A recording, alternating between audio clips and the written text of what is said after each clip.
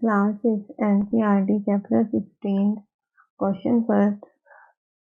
Which kind of garbage is not converted into compost by the red worm? Have you seen any other organisms besides red worms in your pit? If yes, try to find out their names and draw pictures of it. First of all, we do the answer of A. Which kind of garbage is not converted into compost by the red worm? Plastic, bag, and articles, stained glass, and aluminium foil are not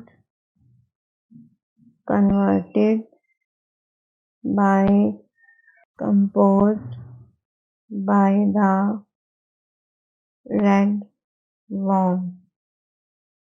The B.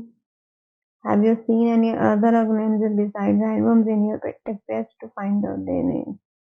Earthworms, small insects like ants, millipedes are found in pits. The diagram is this.